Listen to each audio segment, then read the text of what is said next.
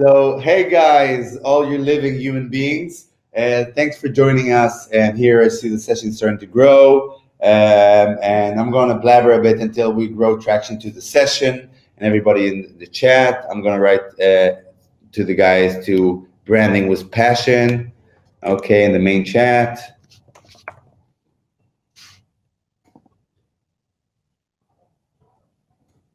By the way, Mike, can you hear me okay? What volume should I be talking at? Is this okay? It's awesome. Your cami, great. Okay, it's all good. Great. So, by the way, BJ is originally from the UK, but he's now broadcasting from Istanbul. Am I correct? I am. Yeah, the Queen of Cities. The Queen of Cities. Okay, that's a good branding. Who did that? Did you brand Istanbul as well? What can you say? What can you say? So I'm going to BJ because I all the time blurb so much about everything he did, and I mixed up things. But I'm sure you have an introduction in your presentation about stuff you did, right, BJ? Yeah, I do. I'd like a little kind of, this is who I am. Great. So, and you need to know, but the most important thing is we Jews say he's a real mensch, a good soul, crazy, but that's what you have to be to brand crazy brands like McDonald's and Death Cigarettes and crazy stuff like that, and really create an impact with great companies. My favorite company you're working with is Saloto, which is maybe going to change their name or change their brand. We'll see what's going to happen there. But you're really impactful businesses. And we got lucky enough that BJ agreed to lend him an hour and a half of his time. Max, we can finish earlier. We can finish in an hour. But if there's like more traction and stuff, we'll go for it. While BJ's talking, I'll disappear because it always makes me feel, it hurts my self-esteem being next to BJ. So that's it. So without any further ado, BJ, the floor is yours. I'm behind the scenes just to fix any technical glitch, and Ari and all the rest of the team here behind me. And that's it. So take it away, BJ. Wonderful. Thank you so much, Mike. And thank you for inviting me to this virtual conference. I am indeed in Istanbul, standing in my apartment in Cihanga, which is a very trendy part of Istanbul. And I thought a good way to sort of dive into this is to give you a bit of a background on who I am. I'm sure many of the people who are watching are enjoying this interactive experience. I'm an entrepreneur. I've never had a job other than a job that I've created. And my career started completely by accident. After university, I went traveling. I ended up in Los Angeles. I used the last of my money to buy a beautiful old sports car, a Karmann Ghia convertible. And when I brought the car back to the UK, the guy at customs at Felixstowe, who fills out all of the paperwork, offered me double what I paid for the car. And so I sold it to him, and I took the money and I went back to Los Angeles and I bought 2 cars, and I brought them back to the UK and I sold them, and I doubled my money and I went back and I bought 4 cars. And this continued over a 2-3 year period. I moved from Karmann Ghias up into Alfa Romeos and eventually Jaguars and Maseratis and Ferraris. And I just kept doubling my money and doubling my money. And I thought, well, I just thought I could do no wrong, that I was the golden one, that I was the bollocks. And I ended up with a beautiful house in Knightsbridge and a gorgeous girlfriend and a fantastic dog, and life was good. And I couldn't understand why my friends were complaining about their lives, where mine was just this easy ride. It was like going into a casino and spinning the wheel and knowing it was going to come up black. And sure enough, every time it came up black, and I just kept doubling and doubling. And what I didn't realize about the market I was operating in, the classic sports car market, was that this whole market was an illusion. It was based upon a then capital gains loophole in the UK, whereby if you bought any vehicle that was over 20 years old and you sold it, you didn't have to pay capital gains on the money you made when you sold it. So everybody was piling into the classic sports car market. The market was just going up and up and up. And I sat happily on the edge of this bubble, truly believing that good value for a Ferrari was £2.5 million, and that the whole thing was going to continue escalating and that nothing could stop it. When the market collapsed, it collapsed abruptly, it collapsed overnight. A Ferrari failed to reach its asking price at auction. The Chancellor changed the legislation, so the tax loophole closed.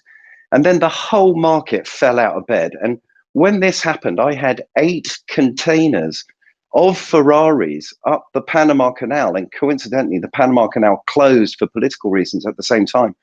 So I was up this really big creek with no paddle, and I lost everything. These things happen really slowly and then really, really fast. I lost the house. I lost the girlfriend. I kept the dog. You know where you stand with a good dog.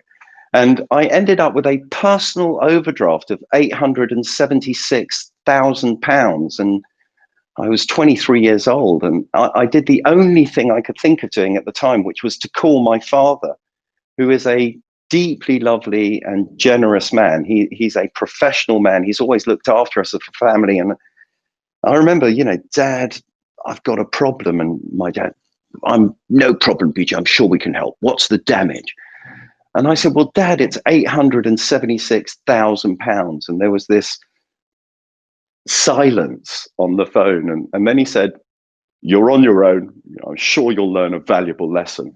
And I did. I learned my first proper business lesson. If you owe the bank £5,000, you are a bad debt. If you owe the bank £876,000, you are a good customer. And all of a sudden, I was a good customer with the bank, and the bank manager took me into a special room I'd never seen before, and there was a Chesterfield sofa where he sat me down and served me really good coffee in china cups, and started to talk about our problem and how were we going to solve that problem. And I love that we. I suddenly realized I was in a position of some leverage, and I did a deal with the bank, which in short was, if you'll lend me another 250,000 and take my current debt and write it down to 250,000, I'll pay you back the 500,000 over a 3-year period based on the following business plan.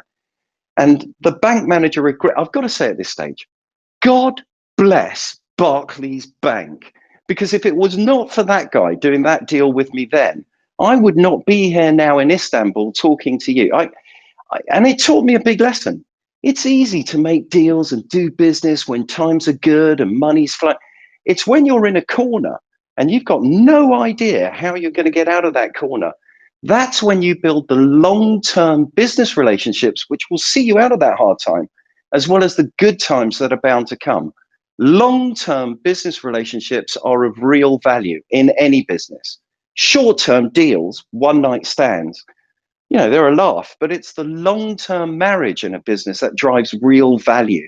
So long-term relationships have become part of my ongoing business philosophy. As a result of that deal with Barclays Bank, I was able to move forward and move into my next adventure, which I'm going to come back and talk about as a case study, because it's such an excellent case study when it comes to brand marketing and brand thinking. And that adventure set me up after a 7-year period as an expert in provocative brand marketing and brand creation. That was the tag. BJ Cunningham, expert, provocative brand marketing and brand creation.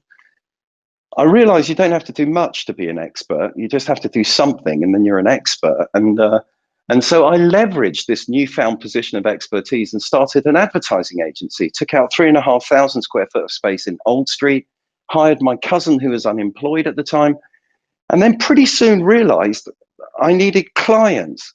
And the way you get clients as an advertising agency is by being a genuine expert. And the way you become a bona fide expert is by writing a book. And so I wrote a book, and I bought 5,000 copies of the book in hardback to send out to the CEOs and the marketing directors, the decision makers of the companies I wanted to be my clients. And as a result of buying 5,000 copies, the book became an international business bestseller. And I was then invited to lecture about these newfound ideas around branding and marketing. Incidentally, I do not recommend the book. It is not a good book. It wasn't, in fact, I can safely say no one even read the book. On page 168 of the book, I had laced into the text, blah, blah, blah, blah, blah, blah, blah. And if you've got this far, you've done really well. Give me a call and I'll send you a bottle of whiskey. Because I thought that would drive inbound calls. And No one called. So I know no one read it. But that doesn't matter because my name was on the back and my picture was on the back and I was an expert. And as a result of that book, I was able to grow the agency over a 5-year period, 65 people. Our clients included Volkswagen, Bang & Olufsen, Nokia, McDonald's, a plethora of different clients. I then sold the agency, started a high-end shoe business selling really expensive shoes that no one needs and very few people can afford, built on exactly the same principles that I'd learned during my first adventure. And then I came out of that and I started working as a consultant internationally on brand marketing, as well as running my own businesses. I've got an Amazon business in the UK selling bamboo socks so simple. I've got various other businesses that I run. So I'm a practitioner. I'm a businessman who looks at business through the lens of brand. I recognize that people are interested in ideas and they are loyal to promises, not products and not price points. Your product will change. Your price point will change. But your promise, your idea, that's something that I want to engage with and talk about. So it's about ideas and promises. Now, I've called this presentation Profiting Branding with Passion. I mean, that's sort of self-evident. If you aren't passionate about your brand, why the hell would anybody else be? I mean, it's sort of obvious. You've got to be passionate about your brand. And also, I've called it Profiting from the Truth. Now, that will become apparent as we go through the case study later on. There's a subtitle here as well. Simple is beautiful. Now, that idea, simple is beautiful, it's actually not my idea. There's a genuinely fantastic book I would recommend anybody here buy, written by an economist in the late 60s, early 70s, called Schumacher. His book is Small is Beautiful. Simple is beautiful is a take on those ideas. In my career, I've noticed that anything more complicated than literally being able to write on the back of an envelope or express in 15 seconds is either not going to work or it's going to cost shitloads of cash. So keeping things simple has become a core mantra for me. That book, Small is Beautiful, I'm just going to talk a little bit about it because I think it's as relevant today as it was back in the late 60s, early 70s when it was written. It punctured 3 big illusions, and those illusions still pervade our economy, our society, our communities, and our minds. The first illusion is that there is not enough. There's not enough time, there's not enough money, there's not enough clients, there's not enough marketing material, there's not enough. There's not enough data, there is not enough. That is an illusion. There is always enough. If we are willing to work together, to group together, to move in a common direction, there is always enough. That's why communities are so important. It reminds us that there is always enough. The second illusion, just as dangerous as that first, is that more is better. Well, I can assure you, more is not better. More is just more. And once you've got more, there's always more, and then there's more. More is not better. It is simply and only more. The third, and this is the most pervasive and the most dangerous singular illusion out there, is that is just the way it is. Those are the rules. Nothing you can do about it. That's the way it is. Well, everything on my journey has taught me that is not the way it is. In fact, that is never the way it is. We are the authors of our own creation. We are the writer, we are the producer, we are the director, the lead actor in our own movie. So my learning from that is this. If in my world, in my business, in my community, I see beauty, well, that's my beauty. And if I see shit, it's my shit. Owning the all of it, the triumph and the disaster, the good and the bad, recognizing the whole. That's the story in terms of the learning from that.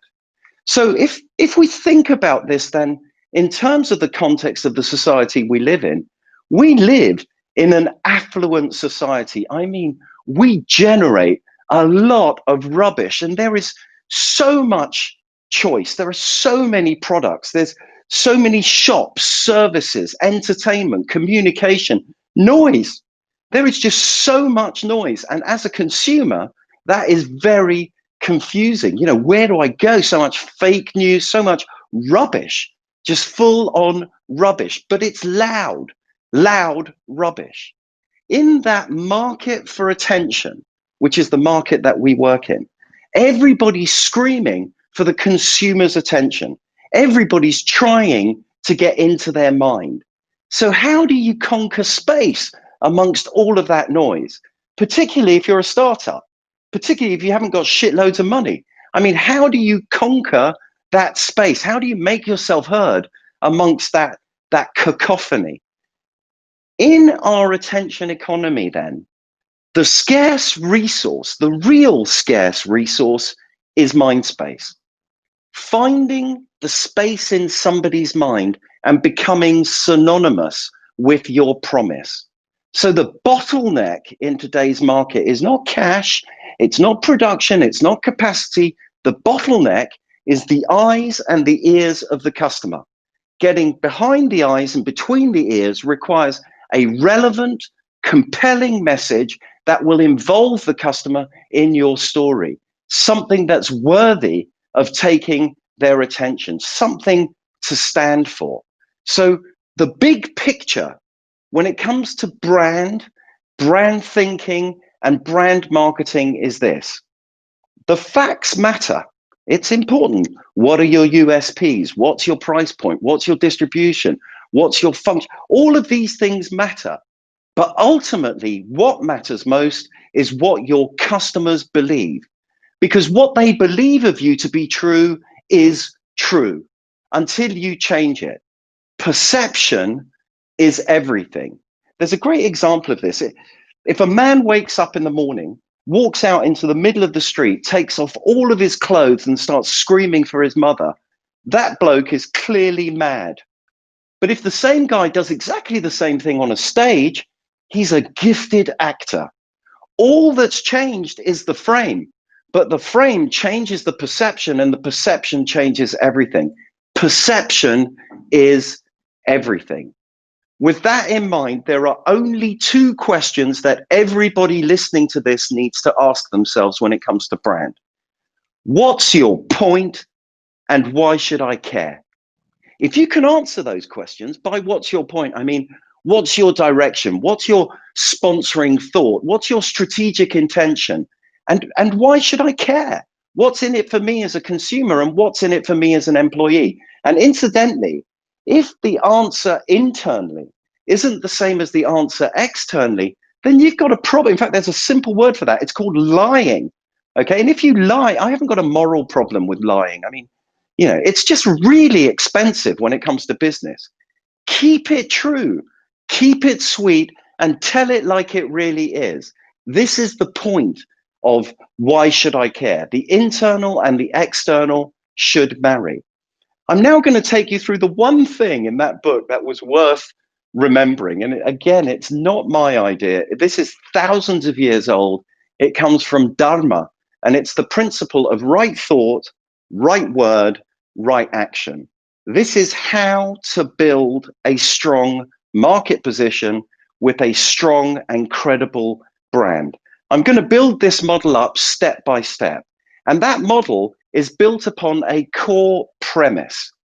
This is so important and fundamental that please, if you've got a piece of paper, write this down. A brand is not a logo. A brand is not a name. A brand is a promise. The logo, the name, they are just a vehicle for carrying that promise consistently into the marketplace, into the minds of the consumer, such that your product, your brand, becomes synonymous with the promise that you're making. Brands are promises. So a brand then is the highest expression of who you really are or choose to be. It's the banner that unites and behind which both the external market and the internal audience can join and rally.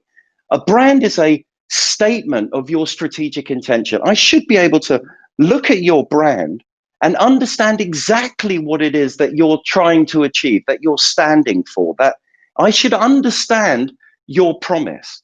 And remember this, from the perspective of a brand, if at any stage during the brand value chain, from the boardroom through the factory all the way through wholesale to the retailer, you break your promise, all that happens is the consumer, the end user, looks for a more reliable, credible promise elsewhere.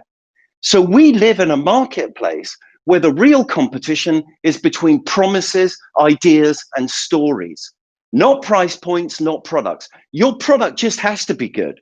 It just has to be good. That's a threshold value.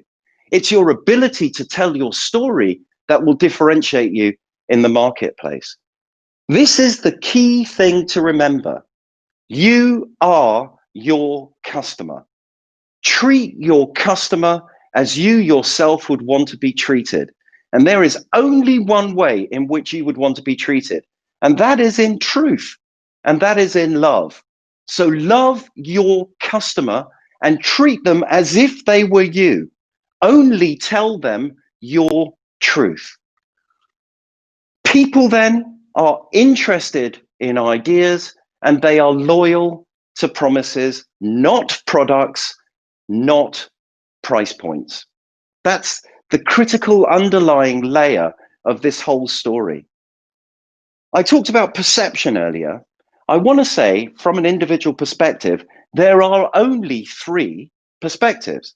There's how you see yourself, how others see you, and how you want to be seen.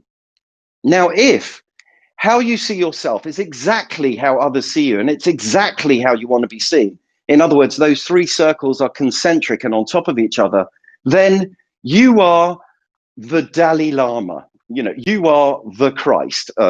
Squirrels follow you and feed you nuts, and birds land on your shoulders. And it's a miracle. If you meet someone like that, you follow them or you marry them. Okay. If, however, how you see yourself is completely different to how others see you, and it's absolutely not how you want to be seen, then you desperately need therapy. You've got no friends, no one gets you. If only people understood you. Oh, what a terrible life. Companies are exactly the same. How you see yourself as a company is your internal culture. How others see you is your external market position, the position you occupy in the mind of the customer. And how you want to be seen is your vision, your mission. Okay, so integrating your vision with your internal culture and your external market position pulls those three centers together, those circles together, to create strength. And it's only from a strong and credible company that you can make and keep a strong and credible promise. So this model builds very simply. This is how to build a brand. 1, right thought. Know what it is you are trying to say. Okay, and then say it clearly. Know what it is you are trying to say. What is the highest expression of who you really are or choose to be? What do you believe in? What's your point? And why should I care? Where are you going? What's the journey you're on? What are the principles that underlie your business practice? What is your vision? Next, in terms of word, there is one rule. Say what is so. Don't pretend to be something other than what you really are. And make this in terms of your product portfolio as well as your internal culture. Remember, your product is a manifestation of your vision. Your vision is not a manifestation of your product.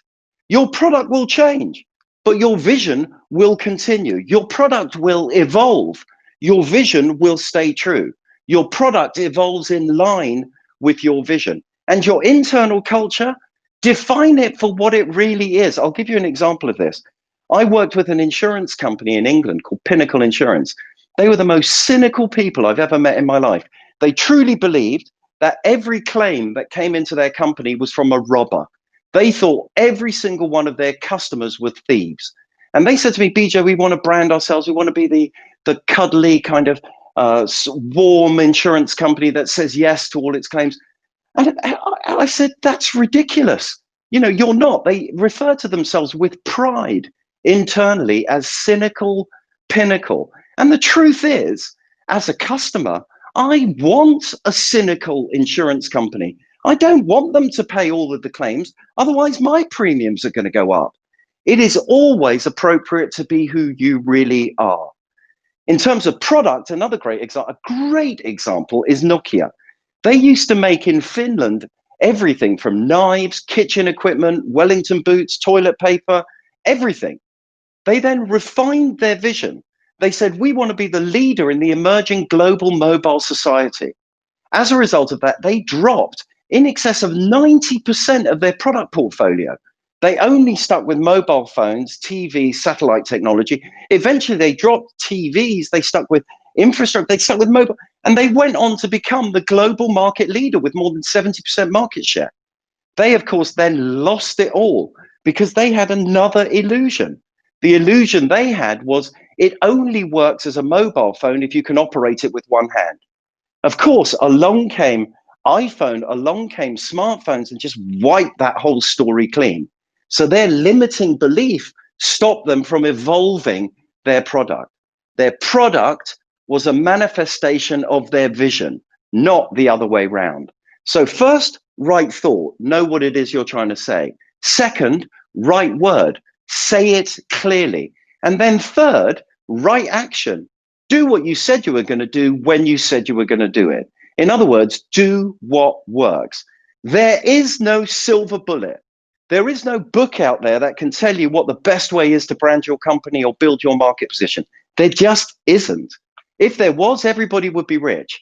There is one principle that is proven to work, and that is test and refine. Try something, recognize if it's working. If it works, back it and continue it. And if it doesn't, let it fail and fail quickly. Test and refine. Test and refine. Clear a market position in the minds of the customer through your process and practice. All of this is driven by a motive, a reason to get up in the morning. Why do you get up in the morning? What is it about you that makes you so special that can't be copied tomorrow by somebody else? I promise you it's not your product. And I promise you it's not your price. Every price can be bettered and every product can and will be improved. What motivates you is your purpose. And the thing about your purpose is it's the values and attitudes that you hold true. Your values and attitudes. The only thing that can't be copied is you and your team. So define your values and attitudes, and don't define it in a way that generically. Here are some generic ones: transparency, visibility, honesty, integrity, responsibility. I mean, please, if you don't have those values, you're in deep trouble to start with. Define the values that make you different, not the values that make you the same. In fact, this is if everyone likes you, you are deeply boring. It's important to know who you're not for as well as who you are for.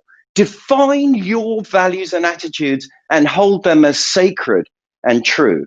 And finally, then, right at the center of it all is your corporate soul, your core concept, your brand.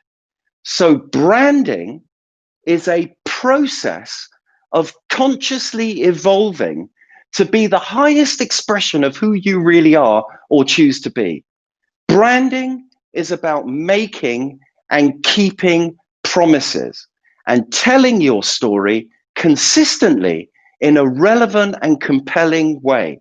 I often feel really sorry for CEOs because actually their job is to tell the same story every day. Every day, the same story. That is a good CEO. If you chop and change your story all the time, everyone's confused. No one knows where they're going. Tell the same story simply every day. So turn your business, turn your startup, turn your community inside out. By that, I mean, first of all, clarify your internal thought and direction. And then say what is so in terms of your internal culture and your product portfolio, and then do what works that serves the highest expression of who you really are or choose to be. Create an unmistakable, authentic promise, and then use that to unleash the energy of your people, giving them something to take pride in, and then make that thing they're taking pride in the thing you sell, not your product. So don't sell, help people buy, and help them buy by giving them a compelling story upon which they can grow, upon which they can join with you. Here are some examples, big examples of people who have done this really successfully. And I often see these examples, but they're so good and they make the point so well that I'm going to use them as well. Harley Davidson. Harley Davidson are not selling motorcycles. When somebody tattoos Harley Davidson on their arm, they're not saying, I am a motorbike. Harley Davidson are selling freedom. That logo means freedom. When they put that logo on a Zippo lighter, they can sell that Zippo lighter for $10 more.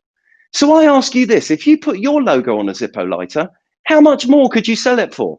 Or would you have to give it away? And if you think about that, if you're giving it away, don't put your logo on a golf ball. It's going to end up in a lake. You know, don't put your logo on some dodgy, crappy pen that doesn't work. Put your logo on a Mont Blanc. Put your logo on something of real value, because then you can transfer the value to your own brand, build your brand value. Harley Davidson, I love Harley Davidson, by the way. I mean, I've got a Harley. It's just beautiful, but it doesn't work. It doesn't start. It leaks oil. When I take my Harley to my mechanic, I said, God, man, it's leaking oil. BJ, that's not leaking oil. It's marking its spot. You know, that's why I love Harley Davidson. Harley Davidson is not about the product. The reason a 50-year-old accountant will spend £18,000 on a bike he'll never ride is because he wants a little bit of that freedom. Harley Davidson's brand is synonymous with freedom in the minds of the market. Another great example, Nike. Nike are not selling sportswear. They are not selling trainers. Nike are selling an attitude. They are selling winning. The first ad campaign they ever launched with was, you don't win silver, you lose gold. So Nike have spent, and here's that logo that we are so familiar with, that's now worth billions of dollars, started out, they paid, I think, $36 for that logo. Why $36? Because when they got that logo, it wasn't worth anything. A brand is not a logo. A logo only becomes a manifestation of a brand after marketing and investment has been made in that logo to make it synonymous with the story. I don't know how often I have to say this. I've had CEOs contract me and they, BJ, we want a logo for our business. We want a brand. I say, okay, fantastic. And I've delivered them a logo, $250,000. They haven't got a logo. They've got a really expensive bit of artwork that they can stick on their wall. It only becomes a brand when it becomes synonymous with the promise that they're seeking to make. Branding costs money. Brands are like hungry children. You've got to feed them, you've got to clothe them, you've got to put them through school. You know, you've got to invest in your brand. It's not just about having a name and having a logo.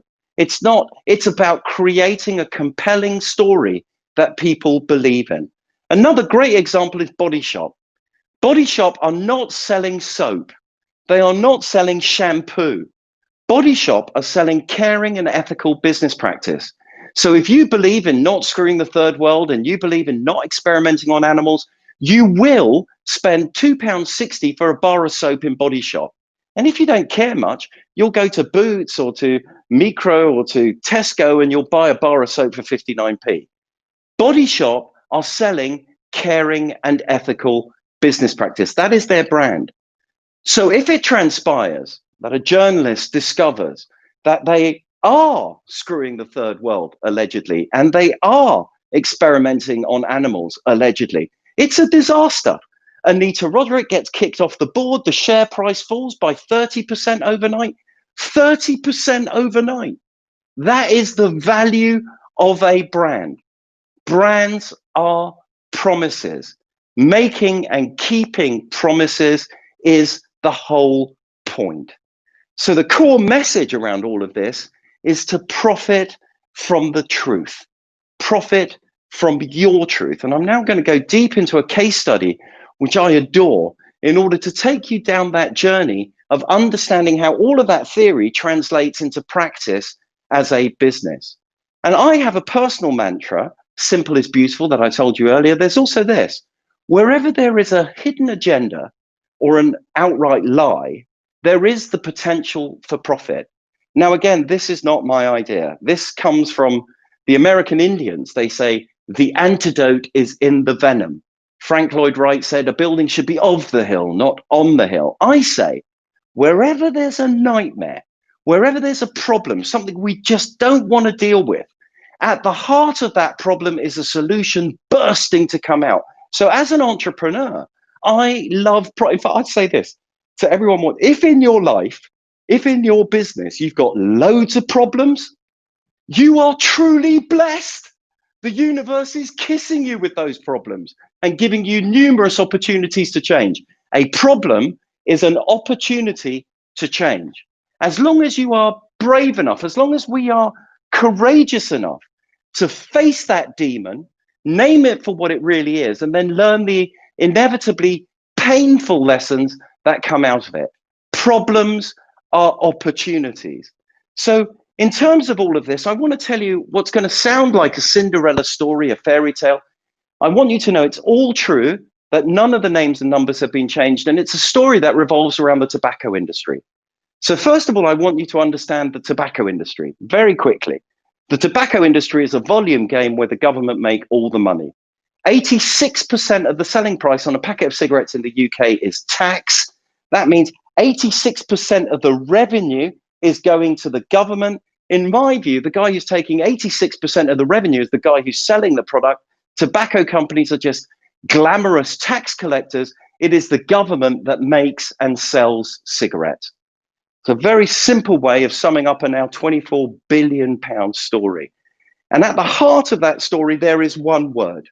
There is one word which is horrific for everybody in the tobacco industry, and that word is health. Because on the one hand, you've got the health of the nation in terms of the damage and the disease caused from tobacco consumption, versus on the other hand, if you're the government, the health of the exchequer in terms of all of the cash you're generating as a result of tobacco taxation. So on the one hand, the government are taxing all these people and making all this money, but damaging all these people and causing serious problems. The taboo here, the crux of that whole story is this: cigarettes are the only legally available consumer product that kill people when used exactly as intended. Now that is a hell of a problem. Okay, you can imagine you're on the board of Gallagher or Imperial, RJ Reynolds, Philip Morris. It's the late 60s, early 70s, and this slide comes up. That is a nightmare. But rather than embracing that problem, rather than owning that problem, the tobacco industry collectively decided to retreat from the issue. In retreating from the issue, they stuck their head in the sand, uttering only two words. Their two words were no comment. As a result of having their head in the sand, they had their arse in the air, and then they took a fierce kicking from the emergence of a new group of liberty snatchers, these pink-lunged, aubergine-eating curtain twitchers who are out there desperately telling everybody what they should or shouldn't be doing, the anti-smoking lobby. So as a direct consequence of the tobacco industry failing to deal with its problem, it set up a soapbox for these Puritan fundamentalists to stand up on and preach from. Now, as you can probably hear, I have no respect for the anti-smoking lobby because they have one agenda. Their agenda is prohibition. Whenever you hear this word ban, ban, it's such a cute little word, ban.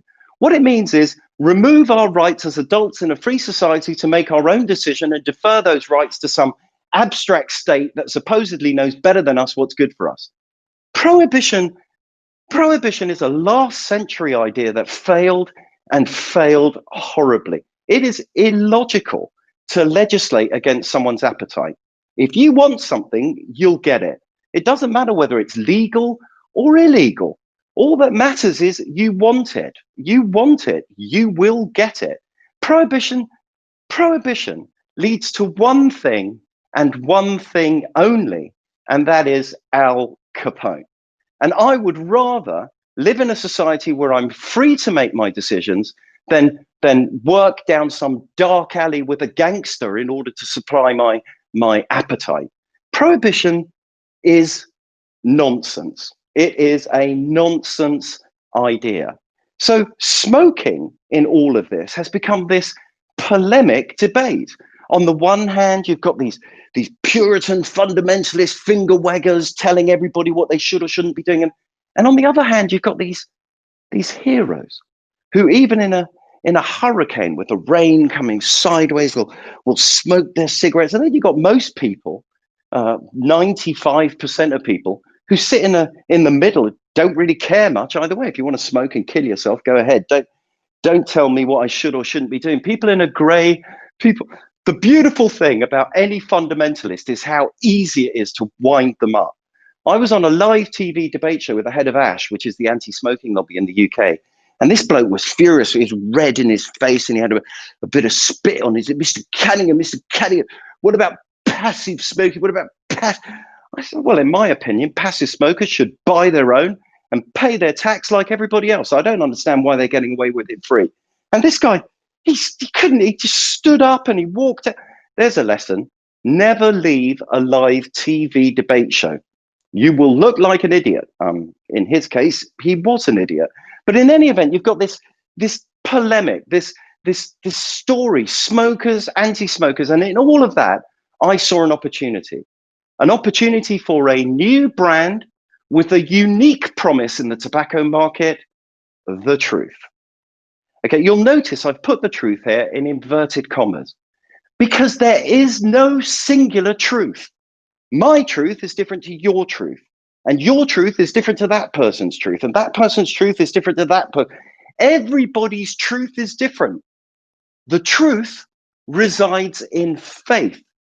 What we believe to be true is true for us. It doesn't necessarily mean it's true for everybody else. In fact, a little bit more respect for each other's truth, this world would be a happier, healthier, less fearful, less dangerous place.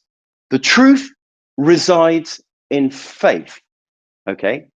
That is the key market insight. The facts matter, but what matters most is what people believe.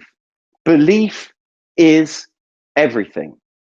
That is the trick to all branding, all marketing.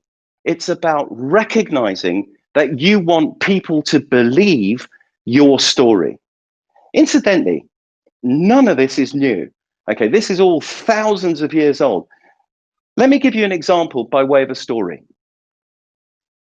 An angel impregnates a virgin who gives birth to the Son of God, who grows up to die on a cross to save us from our sins, then rises from the dead to sit at the right hand of God the Father in heaven, and will come again in glory to judge us all. Now, in my opinion, that's a long shot. You know, if that was a business plan, I wouldn't invest. That is a big ask. I mean, but I would be wrong. I would be wrong not to invest, because 30% of the world's population would lay down their life and die for that belief. And that's a fantastic example of branding.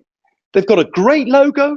They've got retail outlets all over the world. Their HQ is a city in Italy. They've got big hats. They've got great outfits. They've got a book. If you want someone to believe something, put it in a book, make it hardback, buy it yourself, give it away free. None of this is new. It's about creating and engendering belief in your story. Belief is everything. So when it came to smoking, there was a simple promise that I thought I could make that most people would believe. And that promise is this: smoking kills. I would challenge you to find anybody, be they a smoker or not smoker, who didn't hold this to be true. Smoking kills. My view was fine. Okay, smoking kills. As an adult in a free society furnished with that information, if you then choose to smoke, it's your funeral. Too bad, you're gonna die. Very straightforward. Smoking kills. You've got the information. You still decide to smoke. It's your funeral. It's your responsibility. Too bad, you're gonna die. I created a brand of cigarettes called Death, with the universal symbol of poison and disease as the logo, the skull and crossbones. We also had slow death, death lights. It's very important to have choice in these matters. We had the skull and crossbones on every stick. We couldn't get the Queen's warrant, so we created our own, which was a skull and crossbones on top of a burning funeral pyre where the flames look vaguely like a lion and a unicorn, and underneath is a scroll, and in the scroll it says, "Our cause is just, we must prevail." I was so excited. I've just got to say again, God bless Barclays Bank, because this is the idea I went to Barclays with, and they said, "Yeah, BJ, we'll back you, but one caveat, as long as you can find somebody to manufacture it for you." I thought that'd be a no-brainer. And then it took me 6 months. I just want to stress how long 6 months is when you're £876,000 personally overdrawn. It's an eternity, because every month you're going down another 15,000 on interest. It feels like the whole thing is never going to end. And then after 6 months, here's the lesson.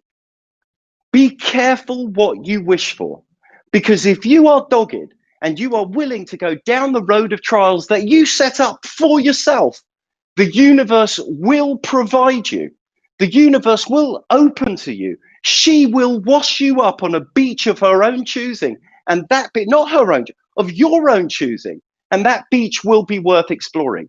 After 6 months, I ended up in Amsterdam having a cappuccino, sitting opposite this really lovely bloke, and we were having such a lovely guy, and eventually the conversation came around to what you do, etc. And it transpires he had just inherited his cigarette factory from his father, and at the same time he had found religion, and he was having a hard time reconciling these newfound religious beliefs with the manufacture of cigarettes. So I offered him the opportunity to profit from the truth with Death cigarettes, and he said amen. And the next thing, I had my one-bedroom flat in Lewisham, because I now moved from Knightsbridge down. Lewisham is the arse end of London. I was in this one-bedroom flat, but I thought I'd made it because I was surrounded by fags. And in fact, it was the beginning of a vertical learning curve. And the learning curve we were on was becoming synonymous with the health warning in the minds of customers. We wanted to be the honest cigarette. So we used our packaging to tell that story. We told that story wherever we could. On the packaging, we didn't have just the statutory government advice. We had our own manufacturer's advice. Cigarettes are addictive and debilitating. If you don't smoke, don't start. We pledged to donate 10% of our pre-tax profits to non-vivisection cancer research and related charities. Now, the reason we did that wasn't because we were altruistic or CSR or so, I don't know. It was because it made sense. Smokers need cancer research. Cancer research needs the money. We needed the smokers. So it created a win-win scenario whereby everybody benefit. And I'm a great believer that if you know yourself to be part of a problem, it is your personal responsibility to become part of the solution. And when you're doing that in business, bring your customers with you. Allow them to participate in that journey. So we were all about juxtapositioning. Against the no comment from the traditional tobacco industry, we sang a eulogy to tobacco because I love cigarettes. I've smoked since I was 13 years old, and I love putting a cigarette in my mouth and lighting it, hear it crackle, and inhaling and filling my lungs with warm air and feeling the nicotine rip into my bloodstream and knowing I'm going to have another in 10 minutes' time. Cigarettes rule. They deliver every time. The problem is you're going to die, and you're going to die horribly. And if you're cool with that, you're a smoker. And if you're not cool with that, well, I strongly encourage you to reconsider what you're doing. Against the no proof that smoking damages health, we said, no, definitively, smoking kills. In fact, we offered a money-back guarantee on exactly that point. So while they offered sophisticated brand names, we called our brand Death. While they were trying to camouflage the health warning, we were actively seeking to become synonymous with the health warning. While they were offering cowboys and colors in their marketing, we were offering a black and white story in a black and white pack with the universal symbol of poison and disease, the skull and crossbones. We were saying cigarette smoking is not like hanging around in the Grand Canyon rounding up cattle. It is not like having a mustache driving through the jungle in a 4x4 fighting crocodile. It's not like being a Formula One racing car driver or a jet fighter pilot. Cigarette smoking is simple. You will have a sublime hit of gorgeous nicotine through your radically shortened life, and then you will die, and you will die horribly. And as I say, if you're cool with that, you're a smoker. So we had certain brand values: responsibility, logic, honesty, freedom. This was the DNA of Death Cigarettes. Fundamentally, the promise of Death Cigarettes was freedom of choice, because you can only ever make a choice if you're furnished with the information with which to make a decision. If you're not furnished with that information, you're not making a decision, you're taking a guess. Well, the critical information you need in regard to smoking is you're going to die. Given that information, it's your funeral.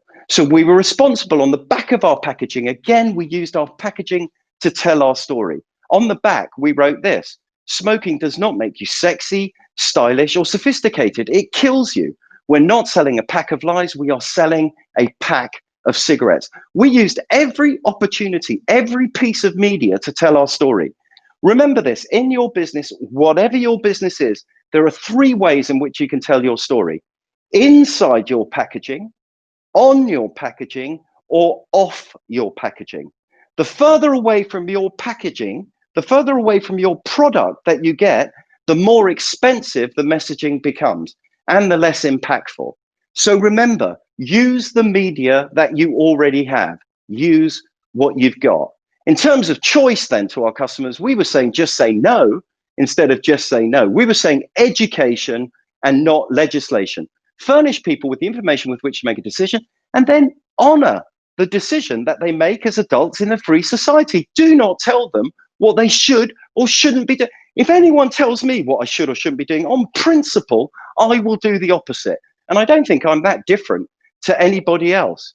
We reinforce this as much as we can with sponsorship activity, with activities that linked our brand to our market in an appropriate way. So, for example, we paid for the life-saving heart bypass operation of a man from Hull in the north of England who was being refused treatment by our National Health Service because he was a smoker, which in my view is an outrage, because he'd paid a premium for that service through all the taxes he'd been paying on his fags. We brought him under blue light to London. He had a quadruple heart bypass. He survived. The next day, big press conference, about 200 members of the press. They were furious. You could feel the anger in the room. And they were just really angry that a company should be so audacious as to pull this kind of marketing stunt. And the first question came from one of the red tops in the UK, the Daily Mirror. Mr. Cunningham, are you not just cynically exploiting this man's life to promote your brand of cigarettes? And the answer was yes. You know, that is exactly what we're doing. Don't you think it's more cynical to let this chap die? And then the next day, Death Saves Life, Dr. Death in Life-Saving Heart. We got international coverage and we saved a guy's life. Another example, we sponsored the Gay Pride Festival in London as the Honest Fag, because Gay Pride is all about being an honest fag. We were all about selling honest fags. It was fantastic that I got kissed by Lily Savage, who's a very famous transvestite and a great kisser. And it was a fantastic event. And fundamentally, it's exactly the same issue. Whose business is it how two people choose to love each other? Whose business is it but their own?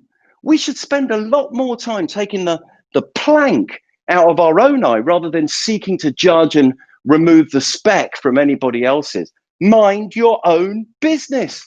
We've got enough problems of our own rather than worrying about anybody else's. Gay Pride was a fantastic event.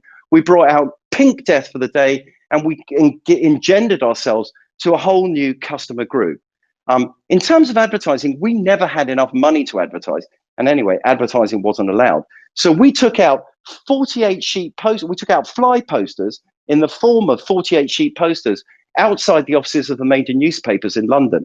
Journalists, like everybody else, come to work with their eyes down. They looked up, they saw a big poster, they assumed it was a national campaign, they wrote about it as such. 13.5 million smokers will admit it's bad for them. Only one tobacco company will. They're every bit as good as other cigarettes and every bit as bad.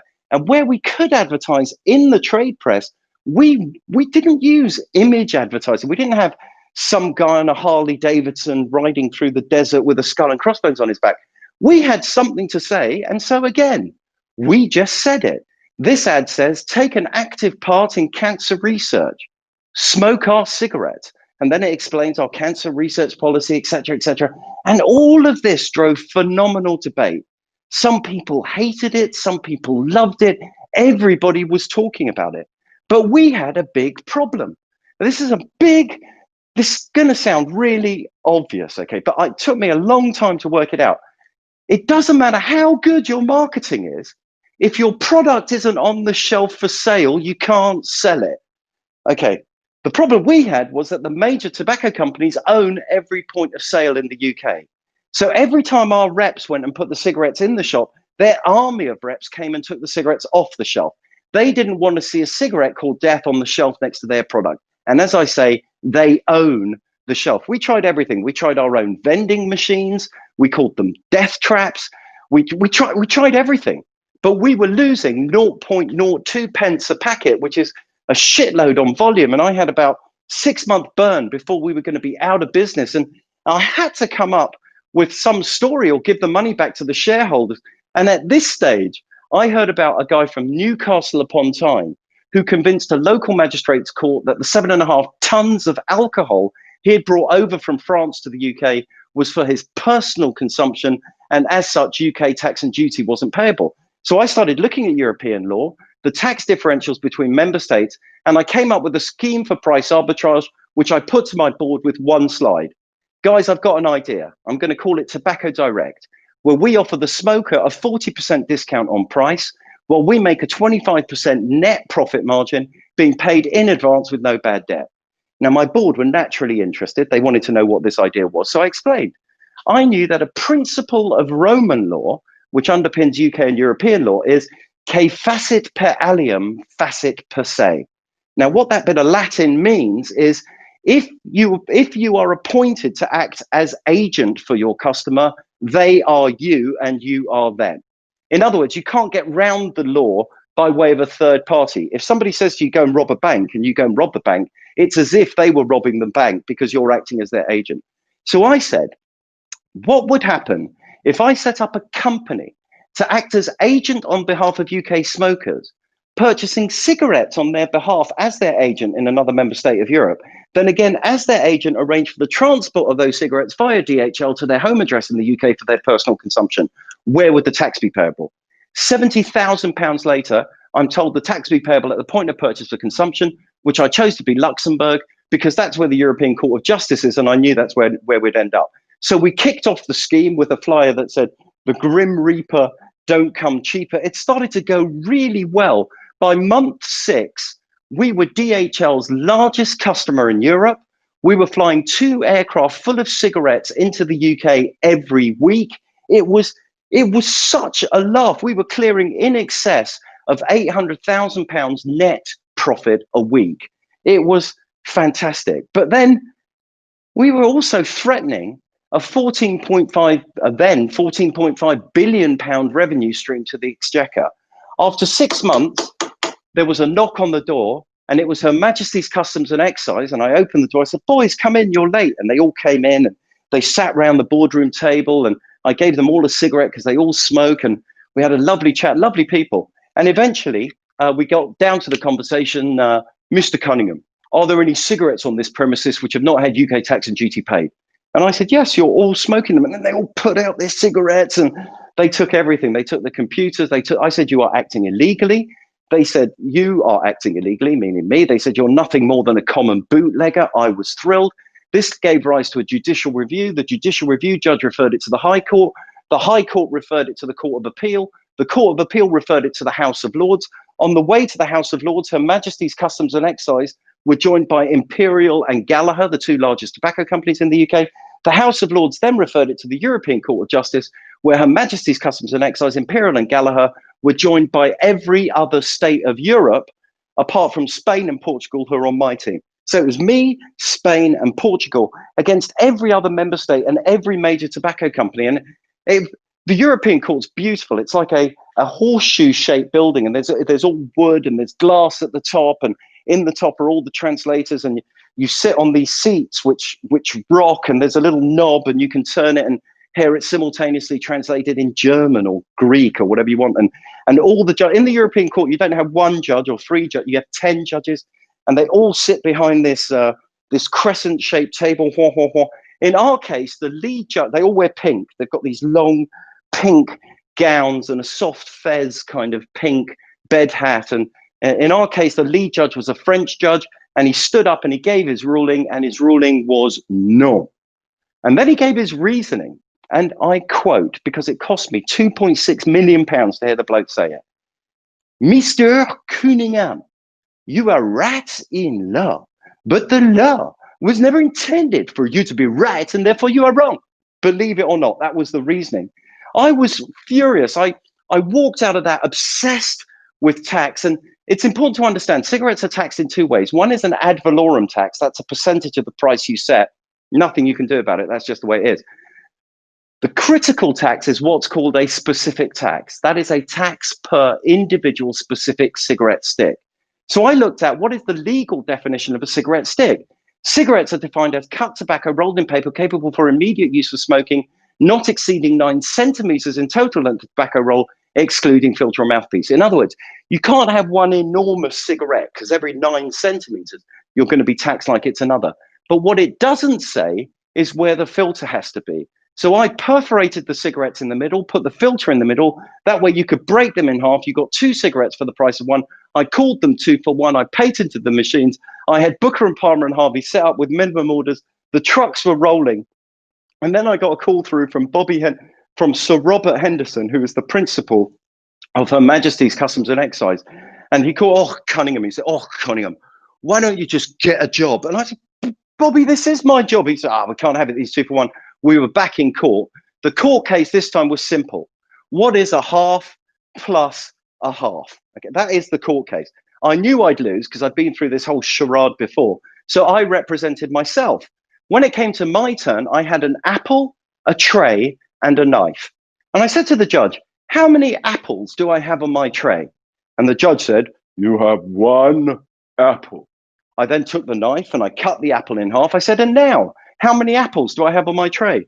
And the judge said, I will not have this theatrics in my courtroom. And he threw me out. And you won't be surprised to hear that for tax purposes in the UK, a half plus a half equals 2. It's a miracle. So again, it proved to me everything is subject to radical and immediate change. Everything is going to change all the time. All of us have seen that this year. There's been a massive global pandemic. The whole market has changed literally overnight. Have many legs to your startup. Make sure your revenue streams are multiple. Stay flexible so that you can move forward when the market shifts. For me, then, it was back to the drawing board. This is my thinking. How do I encourage retail distribution? Increase the margin to the retailer. How do you increase the margin? Increase the price to the consumer. How do you justify the increase in price? Add content. Normally, the content added is called brand. But brands, as I said earlier, are really expensive. So I added a product difference. I called my brand Guarana because Guarana is this energy-giving substance from the Amazon. I laced a Guarana into the cigarettes. I was then able to sell 10 cigarettes for the price of 20. This is the opposite of the tobacco business. This is about low volume, high margin, as opposed to high volume, low margin. Cigarettes started to go really well. And then I got a call from my Russian distributor, which is a polite way of describing him. He's a gangster. And he said, BJ, I like your cigarette. Have you got anything better? And I said, well, what do you mean by better? He said, more expensive. I said, yes, of course. I went back to the factory. Guys, we've got to come up with something expensive for the Russian. We did. We came up with the world's most expensive cigarettes. We called them Treasurer in honor of Bobby Henderson. We had the portcullis all bloated, Treasurer cigarettes, aluminium packaging, silver tip, watermark paper. Beautiful product, 20 quid a packet.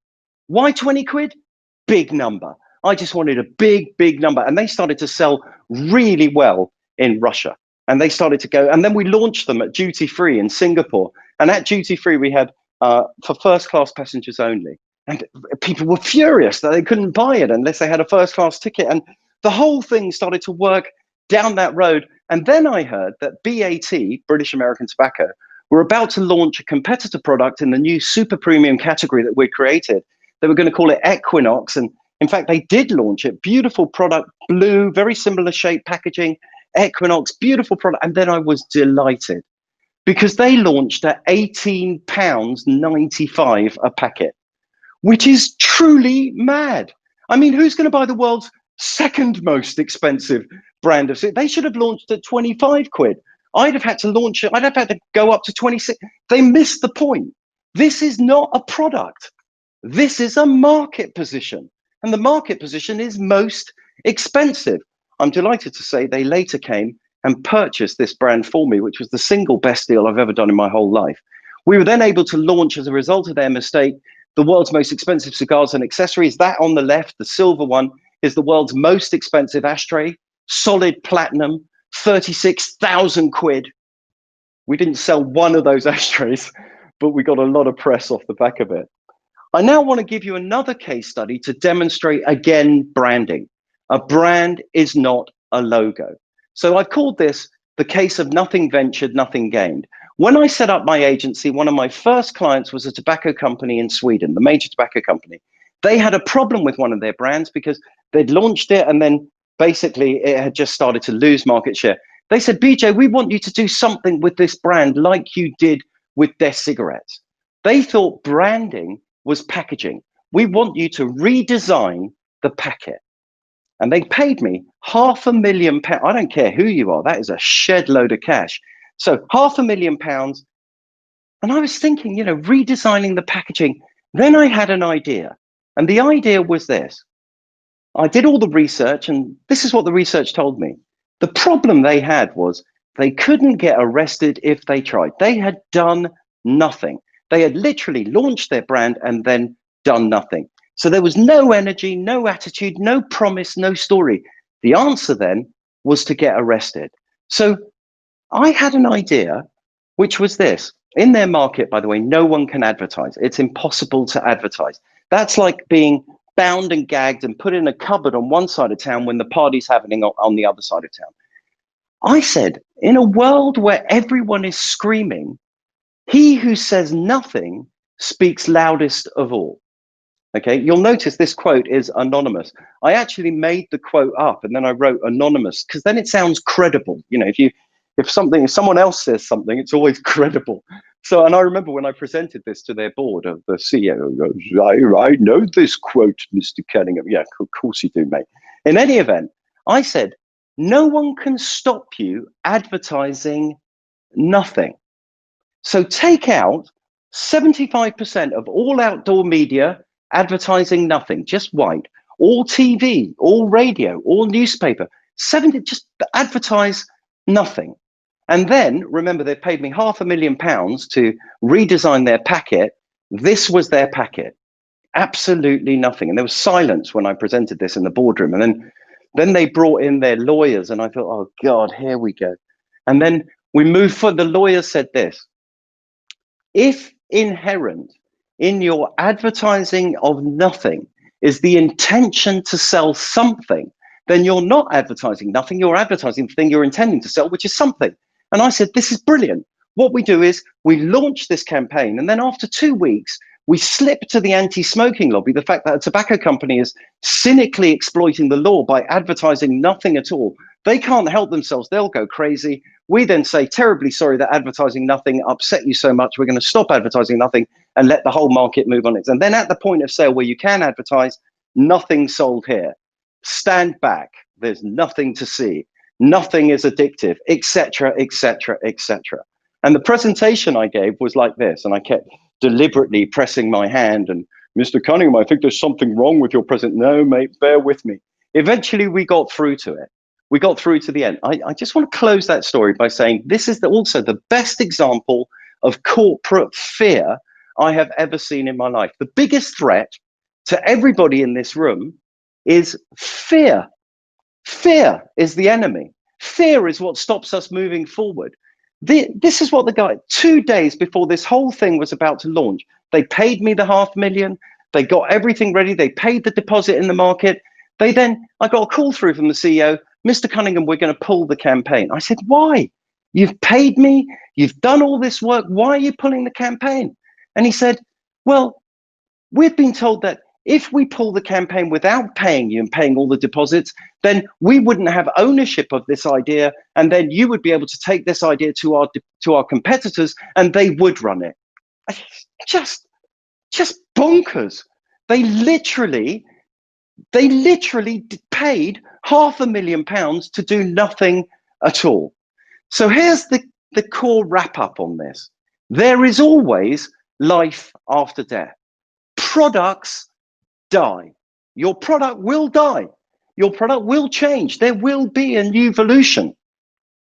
Brands live forever. Build your brand and just make sure your product is good enough to sustain that story. Brands transcend product boundaries.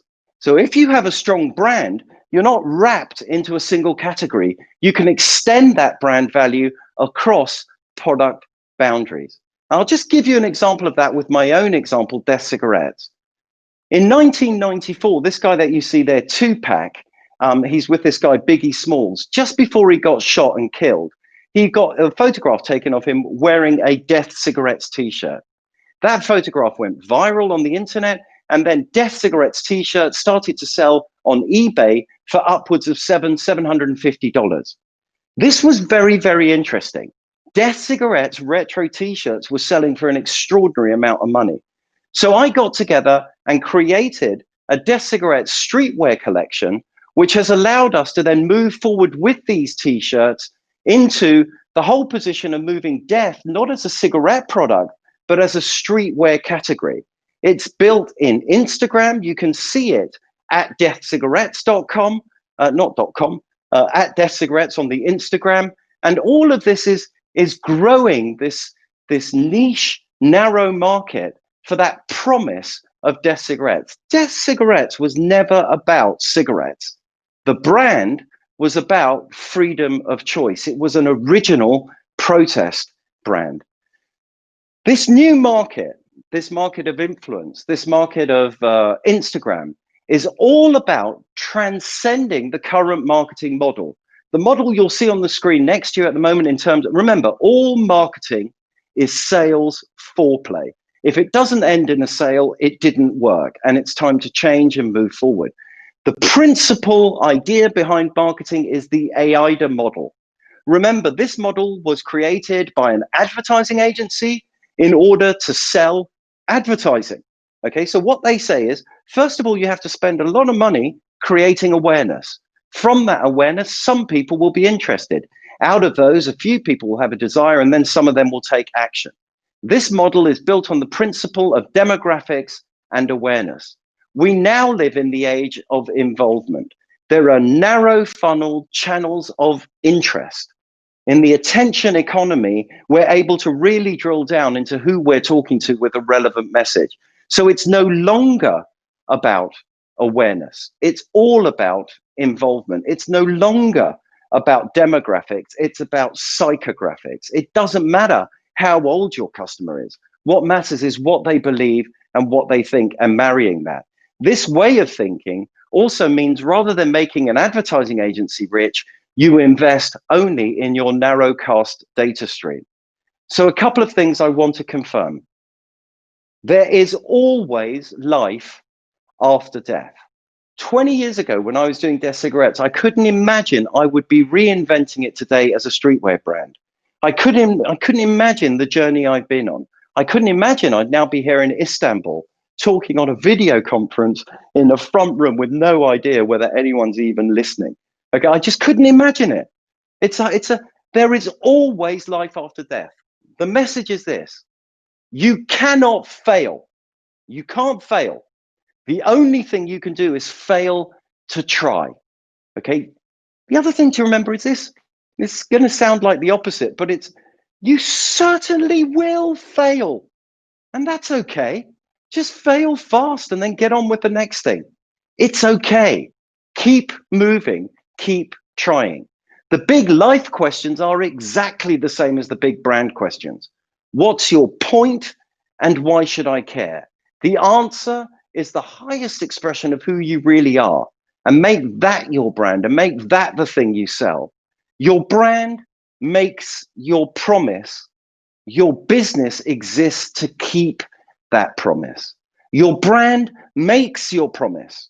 Your business keeps your promise. And all of this demands the absence of fear. It demands love. What is love? Love is the absence of fear. What is fear?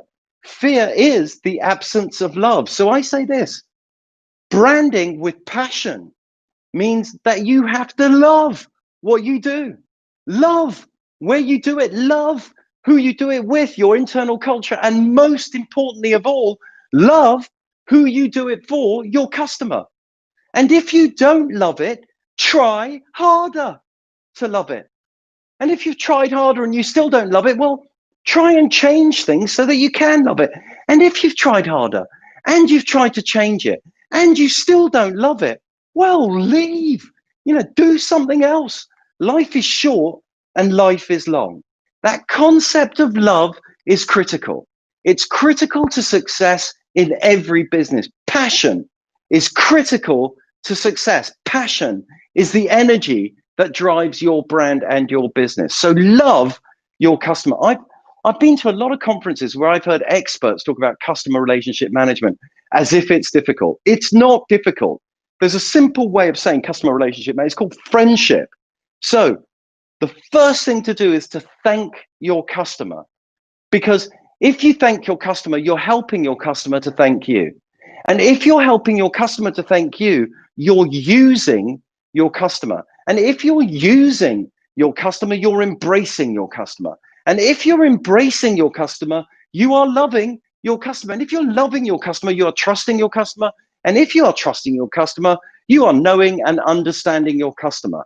That whole sequence is perfectly symmetrical. By knowing and understanding, you come to trust. In trusting, you love.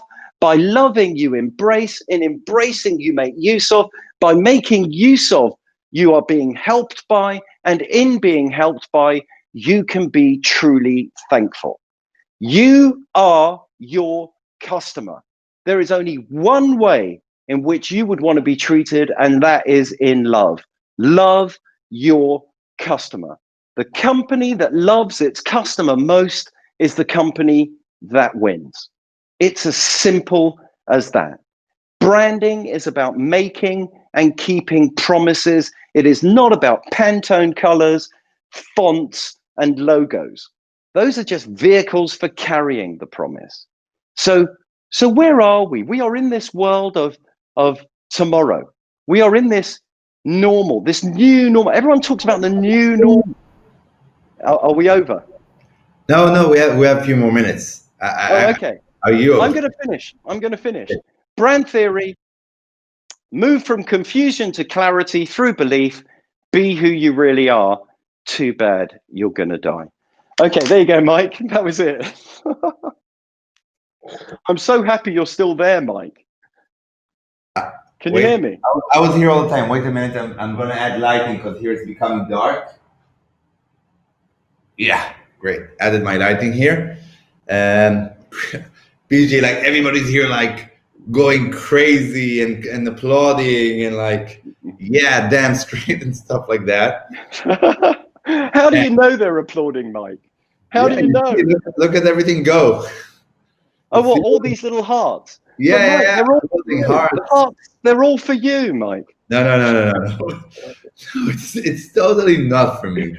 But listen, people here were like, and also we streamed it live in our Facebook page, and people were like watching. By the way, Sharon wasn't registered as a viewer, but she was here in the control room watching. Like she came especially to come and see it straight directly. Oh, lovely. Yeah. So, man, I have to admit, it's not the first time I hear the story. It's for sure not the first time I hear a perception of branding, and still, it's always amazing to hear it. And that's the thing, a great story. And you think about a great brand, is a brand you don't want to see once, you want to see all the time. And BJ, you're an effing brand. You're a brand. Oh, well, thank you, man. I love it. Well, you can see I love it, Mike. I mean, Yeah, it fills me. You know, it's the for me, it's the story. You know, and I love stories. I love telling stories and all of that. But it's more and about these big companies, they love it too. No, it's the companies love it, and then the customer loves it, and we all love it. It's all part of us. And I think, you know, people can get lost in your story because it's about cigarettes and a business about fighting for cigarettes, and it's not. It's a story about love. It's not a story it's about... a love story.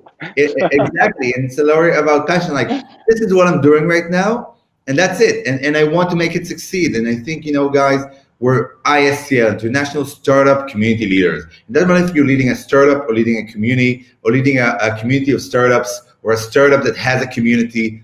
That's both things, and that's why I connect them to both. You know, building a community or building a startup has to be with passion, because with both, you have either a big fail rate, very high fail rate, or communities that have a higher success rate, you don't have a money rate. And you know, many times communities, you just do it for passion. And I think that's your story of your business. Do it with passion, because that's what also I believe. And I remember before I was an entrepreneur, my ex used to call me a wantrepreneur. And then I actually dated somebody else. And she talked to me, and she talked to me about her being an entrepreneur. It was another show on.